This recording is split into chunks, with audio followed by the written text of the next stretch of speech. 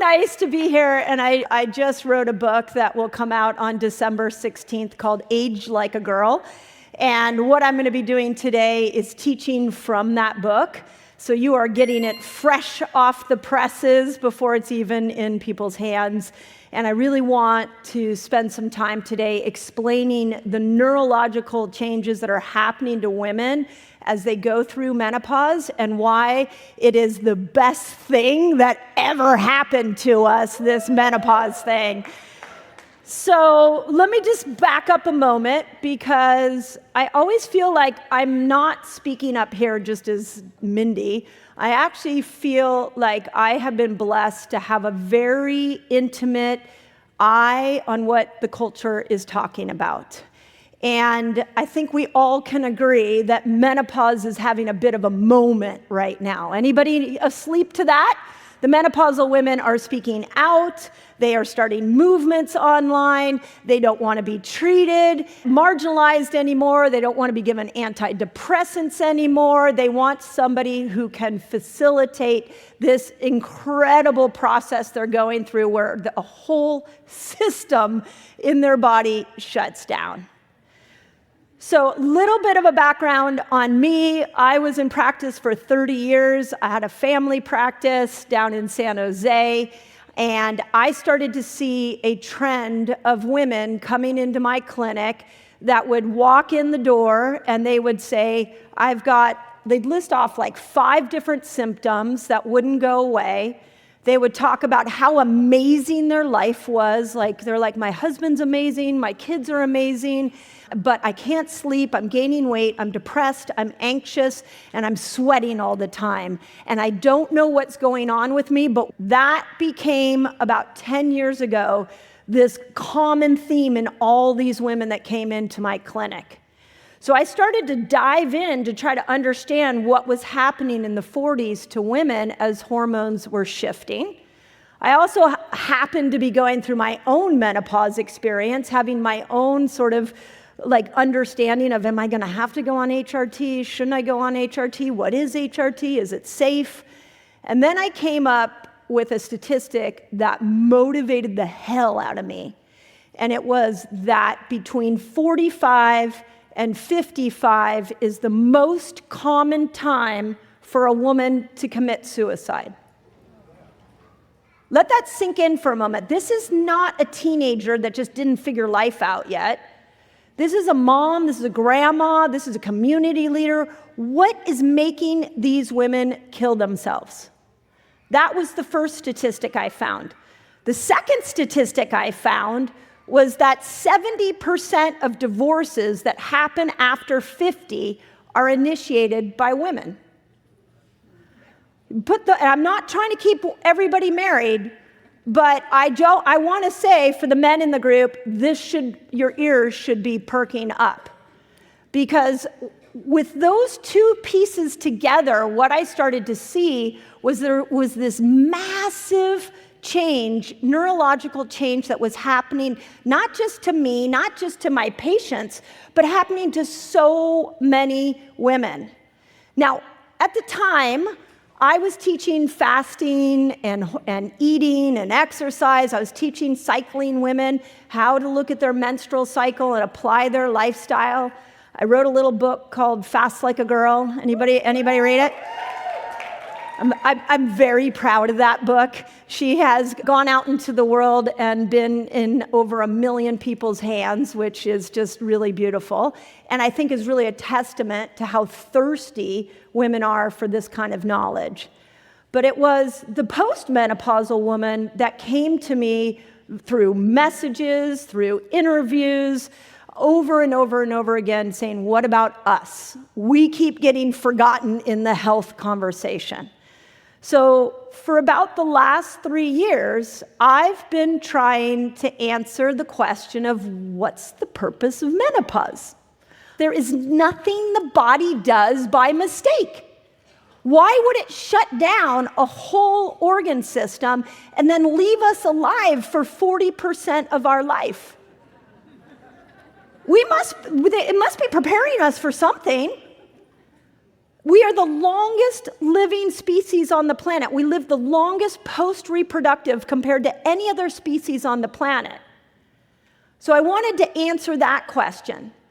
I also, as I was out educating the world on hormones and lifestyle, this was as little as like 5 years ago, we weren't talking about menopause. And a lot of you, by the way, if you went through menopause when nobody was talking about it, you deserve a crown because you suffered in silence and you weren't allowed to express what you were going through. And those of us that have either gone through it or in the process of going through it are trying to change that. And so in just the last 3 to 5 years, we've gone from this place of like, oh God, don't say menopause. That's what happens to older people, and they get really hot and irritable and gain weight, and we don't want to talk to them. That is what it used to be like, to what I now call cultural chaos, where women go to their news feed on Instagram and they're like, okay, wait, I'm supposed to eat more protein. Okay, wait, I'm also supposed to lift more weights. Oh, wait, I'm also supposed to get off blue light at night so I can sleep, and then I got to get off alcohol, and I'm supposed to make sure that my room environment is completely clean, and we've gone into this place where women are just like, enough already. Anybody feel that way? I mean, I have a team of people that look at, we have millions of comments that pour onto my socials every single month. And I have a team of people that bring me all those comments. And I cannot tell you that enough that women are in a state of confusion. So when I first went out and was teaching hormones on socials, like nobody was doing that. There was like Sarah Gottfried. Anybody know Sarah Gottfried? I call her the OG of Dr. Authors. She was teaching. I had another dear friend, Carrie Jones, that was teaching, but nobody was really teaching hormones on socials. And then all of a sudden, you started to see that a lot of the medical doctors stepped in to teaching hormones on socials. And what we discovered as they taught hormones on socials is that they know how to teach symptomatology. They don't know how to get to root cause. They don't know why the body's giving these kind of symptoms. And so I started to see there are people, anybody read The New Menopause by Dr. Mary Claire Haver? Oh, you should read it. It's a great book. It's about how do you go into your MD's office and get hormone replacement therapy, which is helpful for people who want that. But what I started to see is all of these medical doctors come in, and that the message that has now gotten out into the public is that you're suffering. Don't suffer, because you can take some hormone replacement therapy and we're going to make it all go away. What I want to show you is that what happens when estrogen goes down is there is a massive brain change that happens. There is a neurochemical reboot, all working to put us into the best place we have ever been. Go ahead. Yeah, go ahead. So as I go through this, some of you are going to hear me from I'm a menopausal woman kind of lens. Some of you are going to hear me I'm married to a menopausal woman. You should really be taking notes. And some of you are going to be like, I treat menopausal women. And what I tell every single podcaster that I go out and talk to is every time I sit across like a big podcaster and I say, tell me who your audience is, they say, well, it's pretty much 35 to 65-year-old women. Well, so that segment of population, we have problems and we have money. And so we want to fix things. So this is, if you can't hear me from a heart level, hear me from a financial level. And 1.2 billion of us by 2030 are going to be in menopause. So you're going to want to know from a neurological level what is happening to us. And I can tell you from a healthcare standpoint, these women are really looking to be led. They want a partner in their healthcare process. So I love like throwing people under the bus that didn't think deep enough, but I'll give you a conversation I had a couple of years ago as I was trying to understand what the purpose of menopause was. I actually brought Dr. Daniel Amen onto my podcast. Anybody heard of Dr. Amen? He did a bunch of brain scans. He's written a bunch of books. He's the man. He's the brain man. And so I brought him on, and I said to him, hey, Dr. Amen, what's the purpose of menopause? Why are we left 42.5% of our life post-reproductively? And he's like, oh, yeah, no, you weren't supposed to live that long. I'm like, wait, what? I'm like a mistake? Like my reproductive system shut down and I'm a mistake now? I'm just supposed to like hang out until I die? That upset me quite a bit. So then I brought on to my podcast Dr. Lisa Mosconi. Anybody read The Menopause Brain or followed her at all? Yeah, she's a brain researcher. And so I brought her on. I said, what's the purpose of menopause? And she taught me about something called the grandmother hypothesis, which I'm going to teach you today. Who's heard of the grandmother hypothesis? Excellent. Okay, handful of people. This is a big part of the brain change that's going on.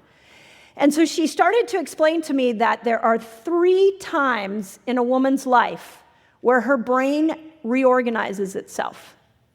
The first time is at puberty. You actually have neurons in the brain that get pruned away when estrogen comes in, so that those neurons go away, and these were the neurons that kept you dependent on another human for life and for living, but now that you have a period, you could get pregnant, so therefore you need to be prepared for the next phase of your life, which is independence. So the neurons that kept you dependent on your mother or your caregiver get pruned away so that you can grow new neurons so that you can live a life independently. Okay, can we just stop and go like, how fucking cool is that? The body did that? Oh my God, I thought my teenage daughter just hated me all of a sudden. Oh, she actually needs to get prepared for independent life. Wow, I wish I had known that when my daughter was 13, 14, 15 years old. Second time that a woman's brain repairs itself is that it repairs itself postpartum, after it has a baby. And so that drop in hormones again becomes this signal that tells the brain to get rid of the neurons that helps you understand where your keys are, that can keep the task list. That sound familiar?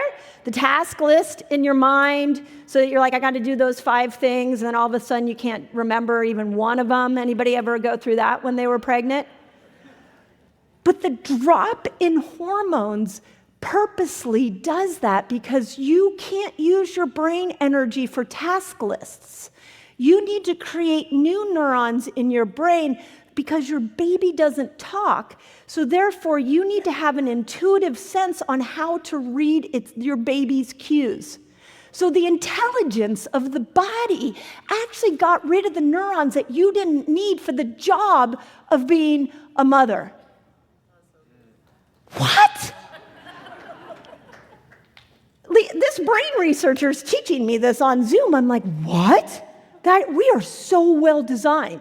Okay, what happens during menopause? We are being trained for something new. So all of a sudden, the neurons in our brain that kept us people-pleasing, that allowed us to care what you fucking thought of us, that wanted to wrap ourselves up and like look really good so that you would tell us we're worthy, those neurons left the building.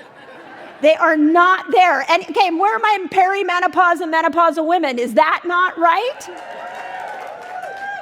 It's like, I don't know if anybody's watching this social media. This woman in Florida just picked up her phone and was like, I just want to tell you all the reasons I don't care. I started a club. It's called Do Not Care Club. And here are all the things I don't care. And I'm over there like, you're designed not to care. Yes, that's it. You're not supposed to care anymore. So the neurons that kept you overly obsessed and hypervigilant on pleasing everybody else, those go. And new neurons form. And you know what those new neurons are forming to do? Leadership. And I'm going to show you that not only through Lisa Mosconi's work, but through the grandmother hypothesis, that the major brain change that happens to women as they go through menopause is because we're meant to stand in a place of leadership and lead whatever, the tribe, our community, our family, the world. We're meant to go into a place of leadership and find purpose. Is that the message we got? So Lisa's work came out, and it was really exciting, and everybody got a hold of it, and they're like, oh my God, the brain change. And I don't know if Big Pharma got a hold of them or what, but then all of a sudden, all the menopausal doctors out there were like, oh yeah, the brain change. This is why you need hormone replacement. This is why you got to get on all pellets and patches, and you got to start injecting yourself with weird shit so that you can actually go through this massive hormonal shift.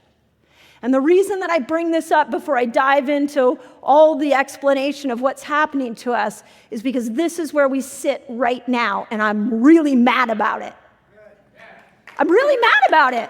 It's like all of a sudden we got menopause all over social media, and what women are being told is, yes, you don't need to suffer. You just need to get on some hormone replacement. So once again, women are being taught to keep giving their power away to the doctor. Oh, your hormone replacement's not working for you. You found the wrong doctor. Go to the wrong doctor. You got the wrong dose. No, hormone replacement's not working for you because you're in this massive transformational moment in which you're about to step into leadership and your best life ever.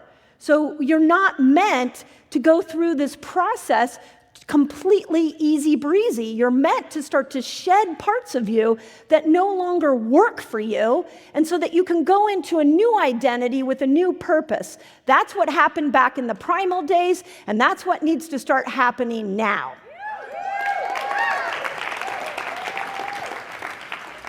So I don't like to beat up the patriarch too much, so I started calling the patriarch power over, just so you're going to hear me say this. And I'm really trying to work on getting people into more of a power within understanding. And I'm not, and just so we're clear for the record, I'm not anti-hormone replacement therapy, but it is not the quick fix, just like all the pain meds and all the antidepressants, that there's a bigger conversation here. So I decided to dive in to really understanding this from a brain perspective. What is going on? Why are we forgetful? Why do we have the brain fog? Why are we depressed? What's going on with the anxiety? And I wanted to look at this from a big lens. So I decided to drop into 4 masters. I started to look at the evolutionary explanation, which I'll explain to you today in a little more detail. I spoke with an American anthropologist who is a champion of the grandmother hypothesis. I've had many conversations with Lisa Mosconi. I've been deep in the science, understanding that actually we're not just losing estrogen, progesterone, and maybe testosterone. Estrogen actually stimulated 12 neurochemicals, and when she left, those 12 neurochemicals started to leave as well, and I will show you these chemicals. I call them estrogen's girl gang, because it's like when she left, all of a sudden the gang's like, where's our leader? And things like dopamine and serotonin and oxytocin and glutamate and acetylcholine and all of these neurotransmitters are needing a lifestyle change in order to keep them balanced. Otherwise, you'll start to lose those neurochemicals as well. I'm going to show you that. I also found, I think I brought this to you all last time, I found some really interesting science from a feminist psychologist who back in the 1980s wanted to understand what was happening to girls around puberty, specifically in how they were voicing their opinions. And anybody heard of Carol Gilligan? She's in her 80s. She's a professor at NYU. I'm trying to bring her out to interview her because her work is profound for us as women. In the 1980s, she started to study girls and listen to them. And what she heard was that if you asked a girl at 9, what do you want to eat? We're just going to use that as an example. What do you want to eat? both a girl and a boy will tell you exactly what they want to eat. You ask that same girl at 11, boy and girl, what do you want to eat? The boy is, boom, I'll tell you what I want to eat. And the girl's a little shaky, a little like, well, okay, I want this. Now, you ask her at 13, when her hormones have completely come in, and you ask them both what they want to eat. The boy still says what he wants to eat. And the girl says, I don't know, what are you going to eat? Right? So what Carol Gilligan found was that girls were being taught as estrogen came in, or what I like to call when we got drugged on estrogen, that when estrogen came in, all of a sudden we flipped into more of a relational brain. A brain, and I'm going to show you this today, a brain that can be able to use both the right and left hemispheres for every single decision. So the culture, the power over culture, started telling us, just don't speak up too much and then you'll be loved. If you're a size 2, you're beautiful. Don't be too much, too loud. I got that a lot. Don't be too loud. Don't be too much. Or all of a sudden you're a nuisance. And the culture taught girls how to wrap themselves up in all these little ways so that we're like, do you love me now? How many people, do you love me now? I lost 20 pounds. Do you love me now? I cooked you dinner over and over and over and over again. Do you love me now? I'm the best mom in the world. Do you love me now? That is the messaging that happened to women when estrogen came in, and that's Carol Gilligan's work. And what I am hypothesizing is that when estrogen leaves, we can no longer wrap ourselves up to meet societal needs. All of a sudden, estrogen left the building, and what Lisa Mosconi says, well, estrogen left, and you went from a relational brain using both hemispheres to a lateralized brain, where all of a sudden now you're either operating from your right hemisphere or your left hemisphere.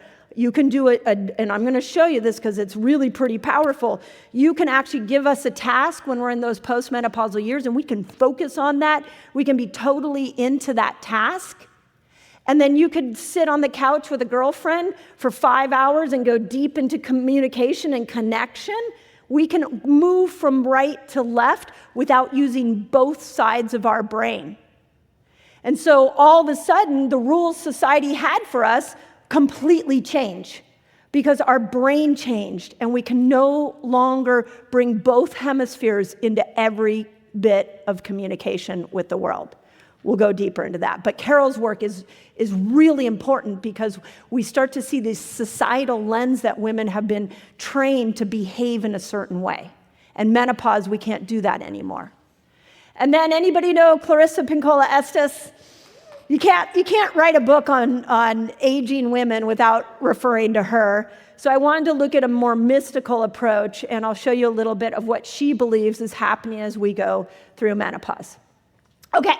First thing, the evolutionary explanation, and the best way I can explain this is by telling you what happened to the menopausal women in the primal days, our hunter and gatherer days.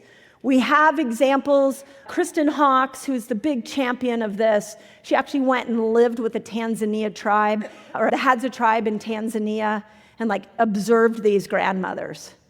And, I just want to point out, you don't have to be a grandmother. You just have to be a post-menopausal woman to be a part of this purpose-driven experience. So that was a tricky thing when I wrote the book. I understand not everybody's grandmothers.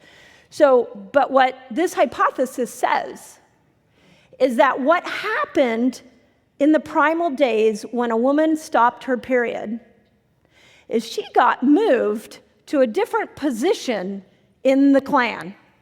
She got moved to a position of leadership. Because what happened in the hunter-gatherer life is that there was 2 ways they got food. One is through a big animal kill, and one is by foraging for plants and tubers around the tribe and the cave. We'll just call it the cave. And so what was happening on a regular basis is that the men and the strong women, I've also seen some interesting things that a few of the grandmothers, went out for the big animal kill, and they were gone for weeks. And when they came back, they only came back with food 3% of the time. So most of the time they failed. They didn't come back with a big animal kill except 3% of the time. Meanwhile, you have all the fertile women who are birthing babies, they were nursing babies, they were caring for little toddlers. They needed food. So who went and found them food? The grandmothers. So the grandmothers would gather every morning together in collaboration, and they would go and walk 7 hours every single day to go, in a fasted state, by the way, to go and find food. Then when they found food, most of the food was tubers, so they didn't have hip replacements. They had to bend down and get their hands in the ground and bring these tubers up, and then they would take the tubers back to the cave, and they would start peeling them, cutting them, and they would tell stories. This part's important. They would share knowledge, tell stories to the little kids as they were making foods. Meanwhile, days would go by without the men coming back with a big animal kill. And they believe, Kristen Hawkes, Lisa Mosconi, many experts believe that we would not be sitting here right now as humans if the grandmothers hadn't foraged for food. So in my book, that makes us an evolutionary heroine. The fact that we are all here is because of the post-menopausal woman. Right? Thank you. Thank you. I feel like we all need crowns.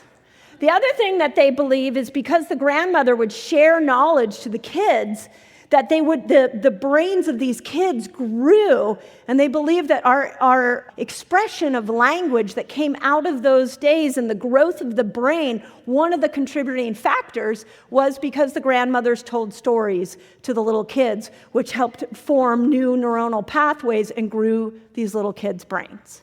So, great. We know this. We are in a modern world. But this was the evolutionary explanation for menopause, is the tribe was like, we need you now. Go find food because we're kind of sucking at this big animal kill thing. So we're going to come over here. We need you to go find food for us. The actual hypothesis says that we get 3 things returned back to us when we go into this state. Our fitness improves. Anybody postmenopausally feel that? Your fitness is supposed to improve because you got to go hunt for food every day. Your cognition improves on the other side, and your social, the way you collaborate with other women, it really comes together instead of competing, because we don't care what's going on with the seed of the man who went off and found some. We don't give a shit about that anymore. We need to go find food. So we got to collaborate with each other and go and get food. This is not the message that we're giving women right now. We are not being like, oh, thank you for saving the species. You're postmenopausal now. That's not what's being discussed. And we're going to change that. Okay, second thing is what Lisa Mosconi taught us, which is all of a sudden, instead of having this relational brain, where every time I do something, I got to take your opinion into consideration. Anybody married to a menopausal woman that's brave enough to say, yeah, all of a sudden she seems like she didn't want my opinion anymore? Yes, thank you, one brave man. She wasn't designed to ask your opinion anymore. She doesn't care. She was drugged on estrogen, and now she's not drugged on estrogen anymore. So she can use her own brain to think. So estrogen, we have a bigger corpus callosum. It connects the right and left hemisphere, and estrogen activated it. And then when estrogen goes away, that connection between right and left operates very differently, and we go more into a lateralized brain. I call it the brain remodel project. We're in process of our brain changing. It's remodeling, it's messy, but then we're going to go somewhere where it's bright and shiny and we can really stand in a place of purpose in the culture. That's what we're designed to do. The estrogen's girl gang. Let's see if I put it up here. There are 12 neurochemicals. Well, they're not all neurochemicals, but for the sake of this conversation, we're just going to call them that. 12 neurochemicals that estrogen stimulated. So just think about this for a moment. When estrogen left, all of a sudden acetylcholine, which is our memory neurotransmitter, goes. Glutamate, which is our excitatory neurotransmitter, all of a sudden gets amplified. BDNF, which is our ability to hold on to new information, it's gone. Dopamine, which is our motivation and our desire to go do something, she left the building. Serotonin, who told us everything was going to be okay and we were fine and we're doing a good job, she's out. Oxytocin, the thing that made us want to connect to you, gone. GABA, the thing that calmed us, she's gone.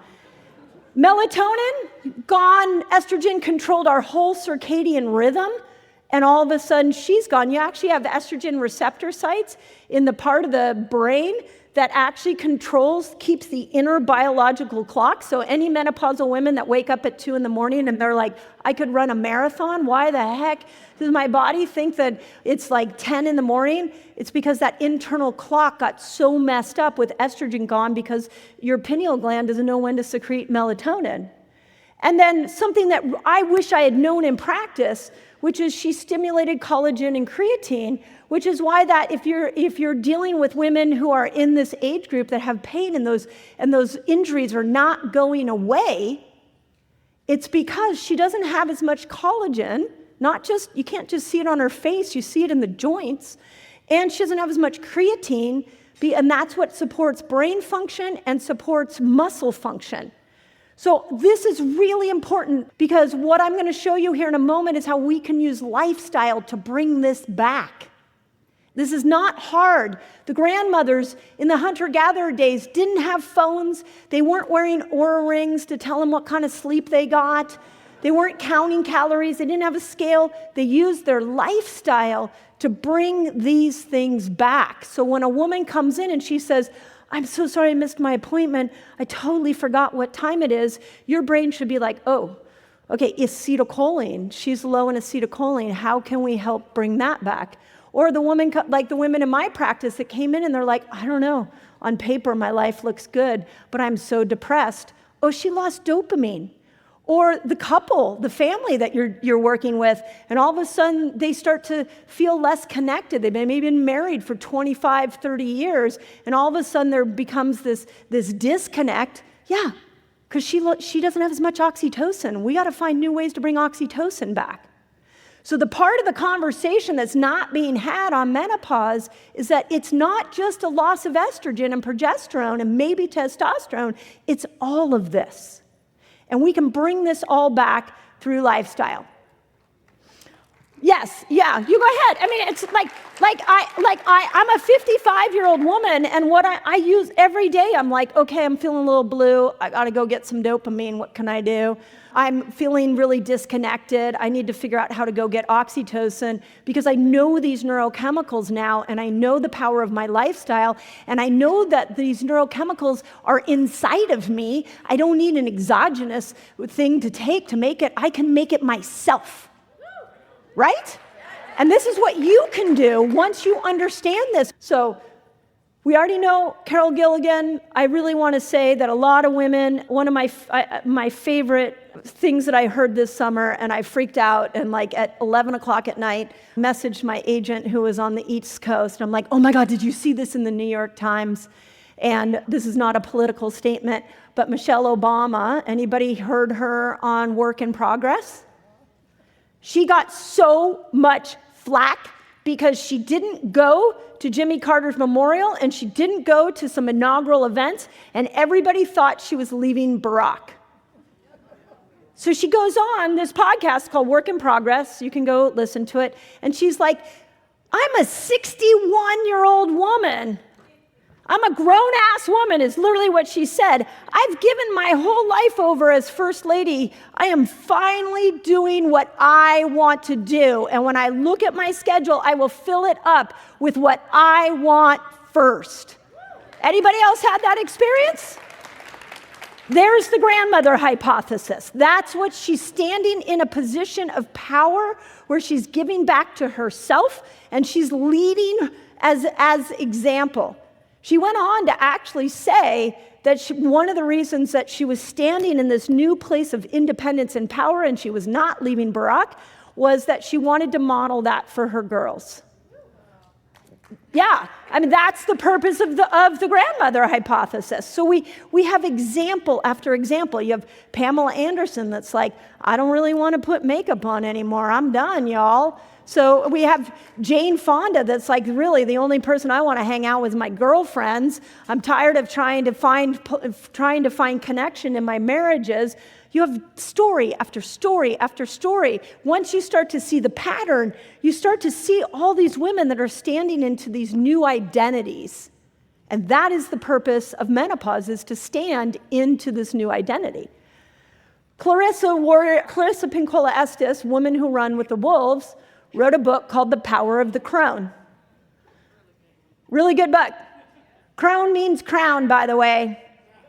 So first time somebody told me to read that book, I was like, fuck you, I am not a crone. And then they were like, Mindy, did you not know it meant a crown? I was like, oh wait, yeah, I want a crown. So she believes in something called the life-death-life cycle, meaning you had a life when estrogen was around, you shed things you no longer want to carry with you. You shed identities, you shed people-pleasing, you shed wrapping yourself up to make yourself beautiful so that you feel worthy. There is so much shedding going on when this neurochemical switch happens in your body. And you're meant to be reborn into a new life. Sounds like the grandmother hypothesis? Sounds like Lisa Mosconi's brain remodeling? And now we have a mystic. And then, again, I couldn't get to Carol to ask Carol what she thought of menopause, but I can tell you, if society told us to do it one way when estrogen came in, we really want to do it different when estrogen goes out, because we were designed. I thought about this the other day. I was like, teenagers, when they go into puberty, we all go walk around and we're like, oh yeah, they're changing. That's teenagers. They're supposed to be a little cranky. They're supposed to be that way. And we give cultural grace to teenagers. But we don't do the same with menopausal women. We don't say, oh my God, my wife, it's so amazing. She no longer wants to hang out with me. She doesn't make me dinner anymore. It's really cool to watch. You know what she's doing? She's becoming a new version of herself. How cool is that? Anybody had that dinner conversation? But it's an identity change. It's a transformation. That's what's supposed to happen. And we're supposed to not be the same. I'm 55. I'm not supposed to be the same as 45. I'm supposed to be different. That is my evolutionary explanation. That is neuroscience. That is what's going on here. So if I look different, if I act different, it's because I'm supposed to be different. Right? So there are 5 ways I really want to point out, 5 ways you can help these women that are in your practice. First, understand this. Stop cursing it. Stop looking away from it. Stop even trying to supplement the heck out of it. Honor that she's going through this experience. Get to know that the neurochemical armor is dropping. Help her when she's like, I had so many women that would come in and they're like, I don't know. I just can't do it anymore. I can't do all the things that I was doing. I can't do it. Any woman ever feel like that? So many sat there and they're like, I can't do it. And then as you watch this experience change, they come over here and they're like, oh my God, I'm living the happiest life I've ever lived. That's what's supposed to happen, but we have to shed the things that no longer serve us. So help her understand that that's part of this beautiful experience of becoming a new version. And get to understand the neurological shift. I only had a handful of time here, but I've got a new book for you that has it all written in there, and hopefully we'll explain it. You can go to my YouTube channel where I'm starting to teach it. My purpose, my new identity, let's go over here, Mindy. My new identity is to wake women up. to wake the culture up. This is a natural transition that is supposed to happen. Okay, the second thing is she didn't get the wrong dose of HRT. She was not taught you can bring your memory back by telling stories. When you go and you start to tell a story, anybody have the mom that tells the story 1,000 times over and over and over again? When I started to look at acetylcholine, I was like, wait a second, that story that my mom tells me all the time, and I'm like, I know, Mom, I know. Actually, her telling it to me is causing her to go into her memory bank in the hippocampus and pull that memory out. And what she needs as a neurotransmitter to do that is acetylcholine. So I should just let her tell me stories all day long so we keep that acetylcholine level up. We also know that you can improve memory through social engagement. So have you ever been standing in line at the grocery store with somebody in their 70s or 80s? If you engage with them and you connect with them, all of a sudden you're helping their acetylcholine. Mood. When we look at dopamine needs purpose. Dopamine also needs novelty. So when you look at a lot of women as they go through their menopausal years, they need a change. They can't keep doing the same thing over and over again or the depression kicks in. A lot of women move, a lot of go back into the workforce. So help her understand how to bring some novelty back into her life. I just recently moved to Santa Cruz and I started surfing. And it's like I've never loved something that I suck so bad at. But every day I go out there, I'm like, okay, what do I do now? The waves are different, the temperature's different, the lineup's different. And I just keep thinking, the dopamine out here is so good because it's all new and different. That's how we want to get them thinking. Nature is beautiful at bringing serotonin into the picture. Movement. These grandmothers walked 7 hours every single day together. They were getting oxytocin, they were getting dopamine, they were probably telling stories and getting acetylcholine. They didn't need to have these things medicated because they naturally did that. Musculoskeletally, you just got to change your workout. I was a competitive athlete and I had to stop running on a regular basis. I had to look for different workouts. So when you have that really hyper, type A woman that's just working out over and over again, injuring herself, it's because she lost collagen and she lost creatine when estrogen left. So that doesn't mean you need to sell her more supplements, although that could be helpful, but you need to get her to think about changing her exercise and varying it so that the joints can have a different experience and not keep pounding on those joints over and over again. We also know for sleep, estrogen left. So your internal clock, how will your internal clock know where it is during the day when estrogen's gone? Well, you gotta see light, you gotta move, you gotta look at your timing of your food. You've gotta get the body other clues so that it knows where it is in day. That could be as easy as get up and see the sunrise, get out in the middle of the day. At the end of the day, go see the sunset because light is a big initiator of the circadian rhythm. But you could have gotten away with it at 25, but you can't get away with it at 55. You got to start to use those lifestyle clues to be able to get these neurochemicals back. Number 3 is you got to start to teach her that when she's in a brain fog state, when she's in a depressed state, it's temporary. Guess what? Your brain's remodeling itself. So of course, every remodel has a little dust, has a little confusion, but it's temporary. The most important thing for this is to help her see that she's not going crazy. It is a natural process that's happening so that she can go somewhere that's going to be amazing. Number 4 is educate the family. So most of us, I would hope, have family practices. I don't know about you, but when the mom came in, pretty much everybody else came in after that. And so we're interacting with every member of the family, and one of the things that's happening to menopausal women is they feel like they're going crazy. They feel left out. Their connection to their kids are changing. Their connection to their spouse is changing. They're not sleeping. If you can sit with the family, this is my favorite thing that I keep saying over and over again. She is not broken. She's becoming something new. And if you stick with her through that process, you're going to see that this new version of her is maybe even more magnificent than the one you met when you guys were 20. But help the whole family. To me, this is a whole family experience. In the book, in my new book, I actually have a whole appendix to men. Because as I was out educating about hormones, I had so many beautiful men come up to me and say, "Thank you. I really appreciate it. I can understand my wife better. I feel like I can connect to her better. You really helped me. When are you going to write a book for men?" No, it's like, no, I got too many women books to write for men. So I gave you an appendix in my book. And it says, "Ben, we need you.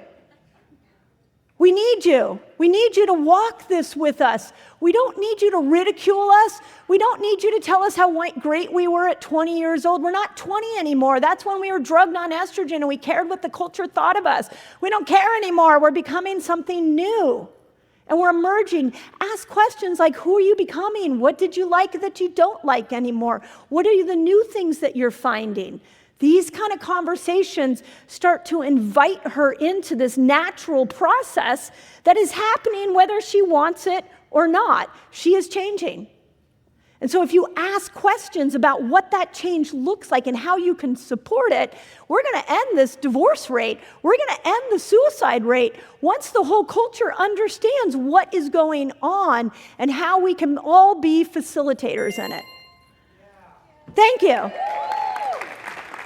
The last thing I will say is that the most important thing that this woman needs, and this starts, by the way, at 35, and it's complete somewhere around 52. So you're talking a really long time. So at 52, she's a different person. So we need cheerleaders. We need advocates. We need to know we're not going crazy. And the last thing I will tell you is that if you want more of this I've just been spending the last year of my life holed up in Santa Cruz writing this book, and it will come out on December 16th. I go into every single member of the Girl Gang. I go into all the evolutionary neuroscience. All of it is in there. Super excited to get it out. I would love for you to pre-order. Pre-orders mean the world to me because all of a sudden, and I'll finish on this one, I have a beautiful publisher, Hay House, and my goal is just to open this conversation up so that we can all step into it and we can watch 1.2 billion women stand in their most authentic version of them yet.